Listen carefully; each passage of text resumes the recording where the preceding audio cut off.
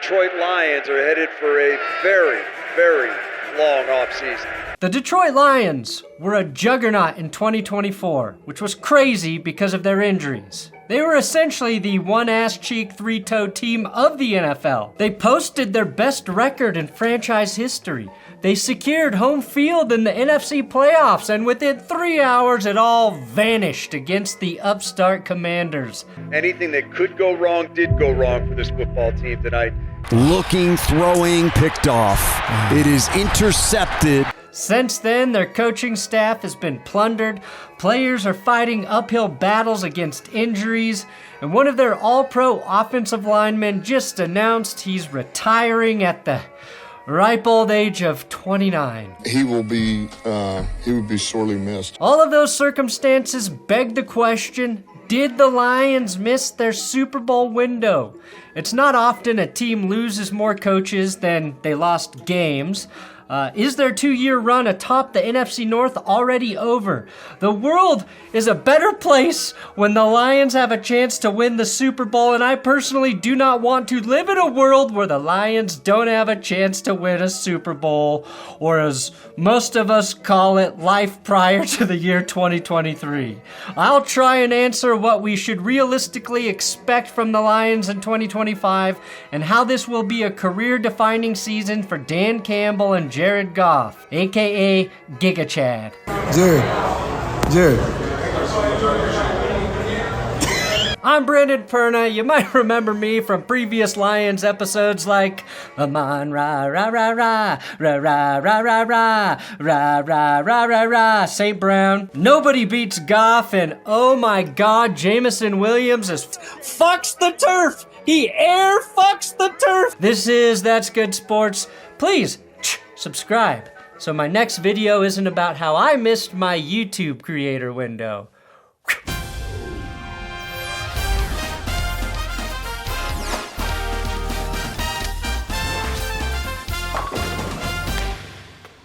Today's episode is sponsored by Bear Mattress. It's summertime, and if you're not sleeping well, it's more like bummer time.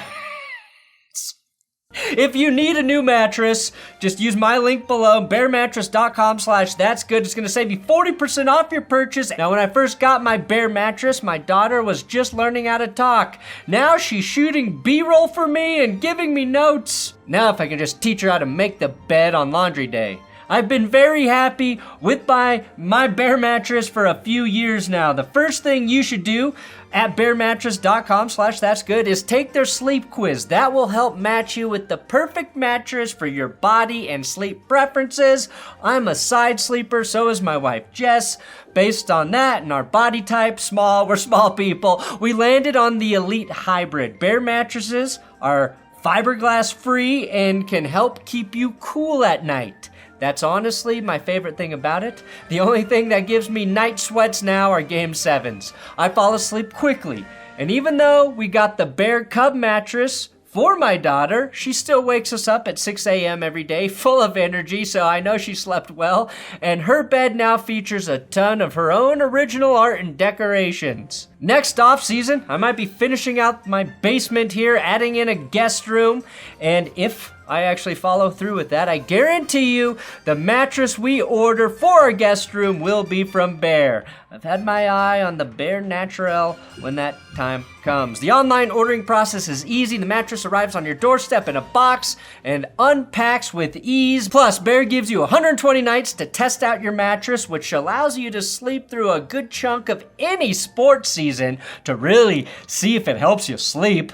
If you're looking to improve your sleep quality or upgrade your old mattress, take advantage of my discount. Again, 40% off at bearmattress.com/thatsgood. The Lions may have been the best team in terms of record and point differential just a season ago, going 15-2 and outscoring opponents by a margin of plus 222 points, which was 62 points better than the world champion Eagles. But by the time they made the playoffs, their weaknesses were exposed by the red-hot Commanders. They lacked speed on their depleted defense, trick plays started to backfire, and Jared Goff committed costly turnovers trying to throw Detroit back into games. Just like that, the greatest regular season in franchise history went all for naught. And even though they have, on paper, a healthier team coming back in 2025, it's going to be incredibly hard to recreate the magic in a bottle they found last season. 2024 really might have been their shot to get to the Super Bowl for the first time ever. And of course, they weren't as close as having a 17-point lead over the 49ers in the NFC Championship game on the road, but the 24 Lions were a more dominant team than the one that was knocking on the door in Santa Clara a year prior. First of all, the Lions are suffering from a major case of brain drain on the coaching staff. Maybe Aaron Glenn's gone. Maybe Ben Johnson's gone. But in the end, this is going to burn for a while. One that was hailed as potentially the best assembly of assistant coaches in the league. Wonderkind, Ben Johnson, and Aaron Glenn both gone. One to the Bears, one to the Jets. Two brilliant coordinators, both now head coaches, who masked a lot of the team's flaws. Johnson was the architect of a top 5 offense for 3 straight years. He turned Jared Goff's career around.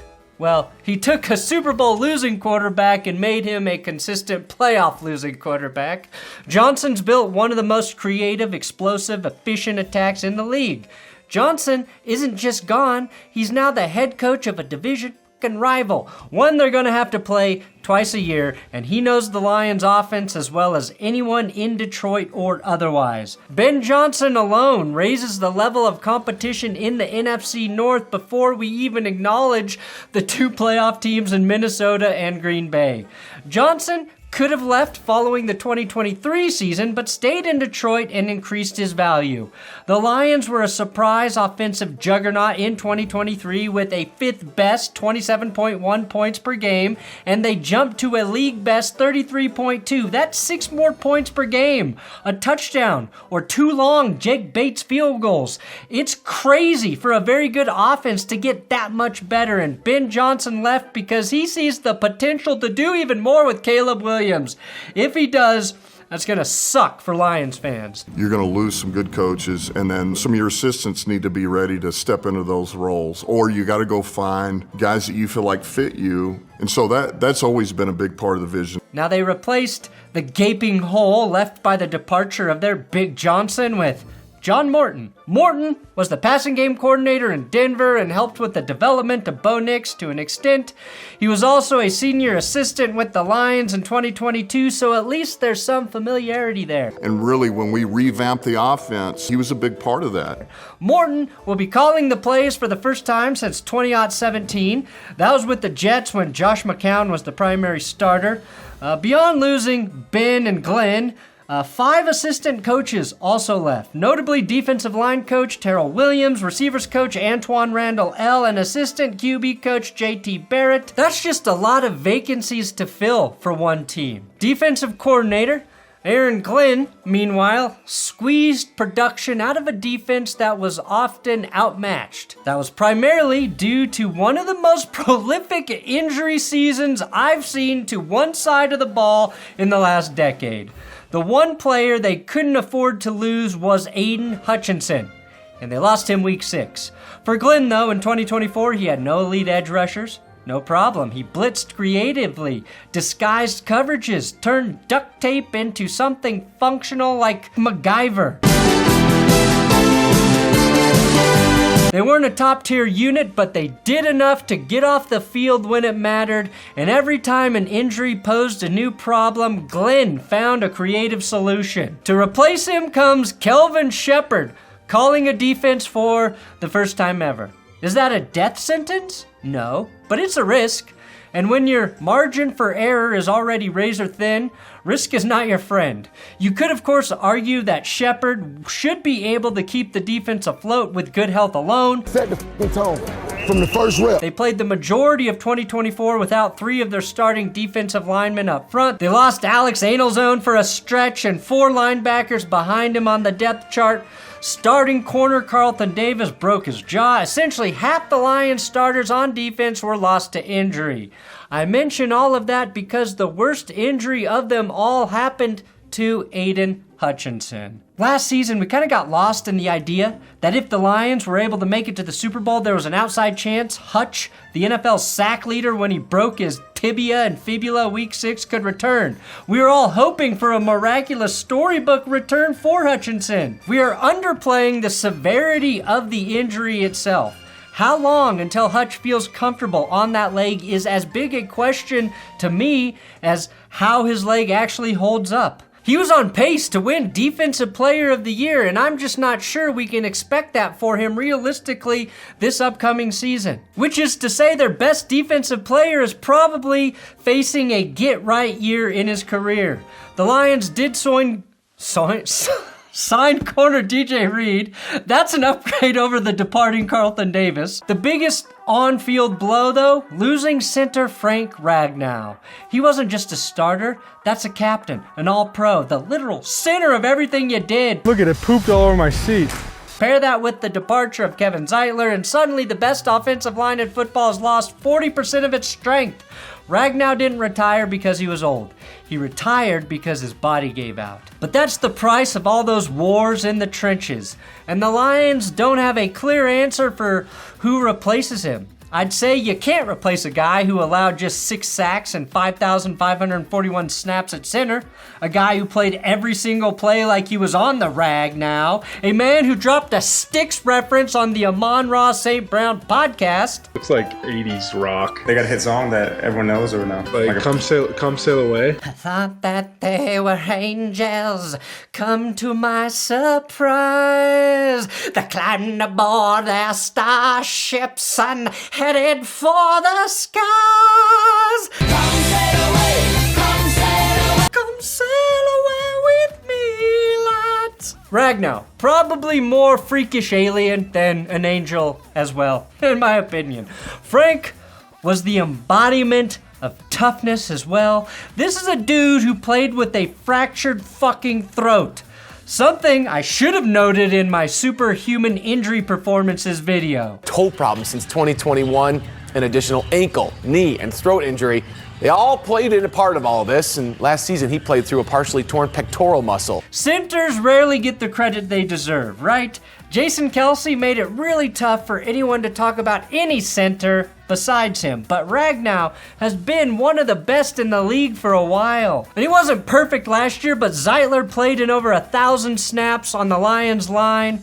The good news is 6th round rookie Christian Mahogany played well in very limited action last season. The Lions also drafted Tate Ratledge, the 320-pound mullet-rocking All-American guard out of Georgia who looks like Dan Campbell created a lineman in a lab.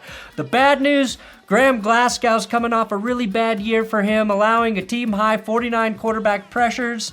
Ratledge has been taking all of the reps at center, but the Lions have the option of playing him at guard, as Glasgow can play center as well. It might take a half a season, but I trust these flowing party favors to keep the line humming.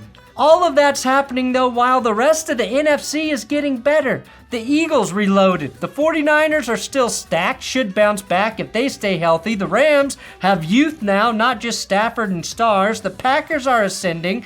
The Commanders just landed a generational quarterback in Jaden Daniels, the same one who knocked Detroit out of the playoffs. And Minnesota, they're still dangerous. And again, God help the Lions if Caleb Williams is good with Ben Johnson. Detroit's own division, which they bullied last year, going 6-0, is a gauntlet now. No more freebies. No more sleepwalking through Sundays against the Bears. Every game is a fight. And the Lions, they've got one of the toughest schedules in all of football. This is a team that's playing the Eagles, Chiefs, Commanders, Ravens, and Rams. All on the road. That's a fucking gauntlet like I've never seen before. Oh, and let's talk about that Jared Goff season. He was spectacular last year. Truly, 5th in MVP voting, 37 touchdowns, over 4,600 yards, a Pro Bowl nod.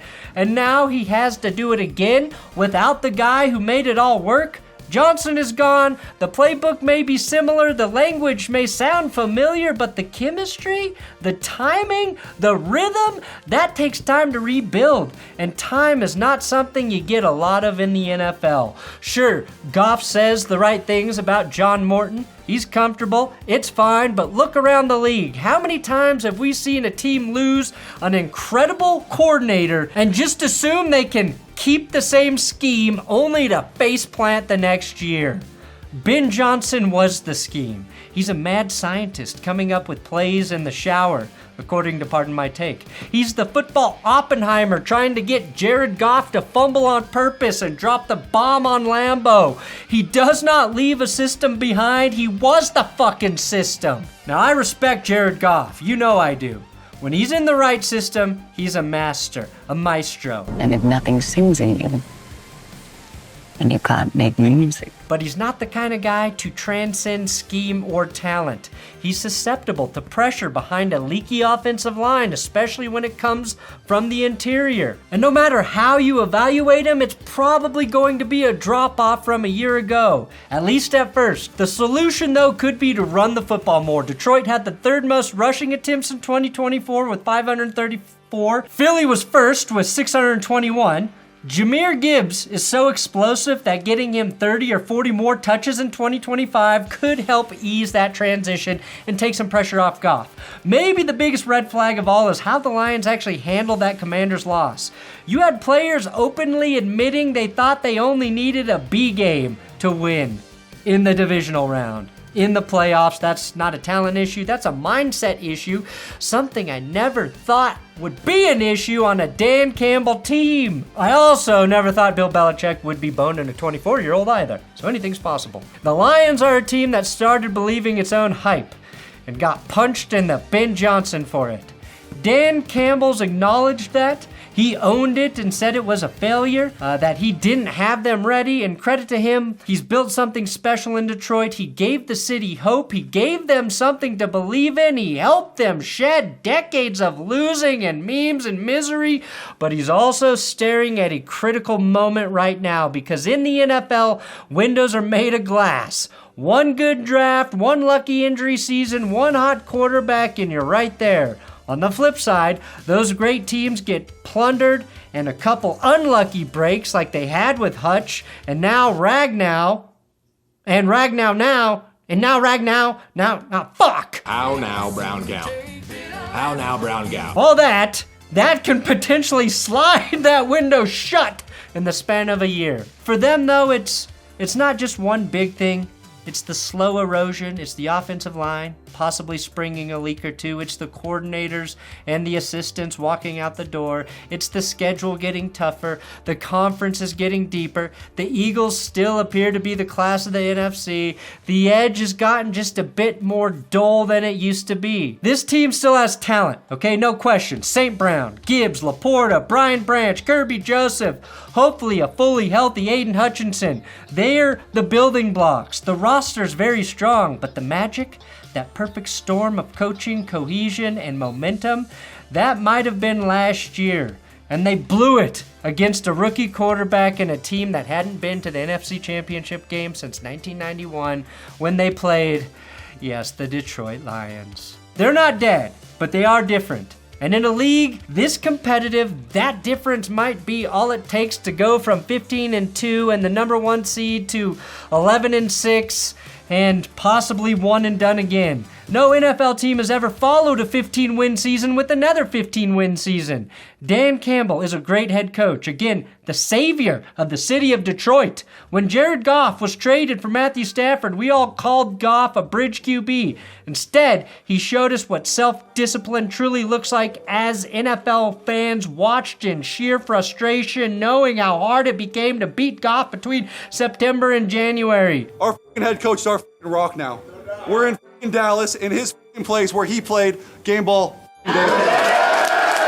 Goff had the best year of his NFL career, and just like when he was sent to Detroit, again, he has to prove he's the biggest reason the Goffense works. He took the Rams to the Super Bowl, and he got Detroit back into the postseason, and all of the credit has gone to his play callers, Sean McVay and Ben Johnson.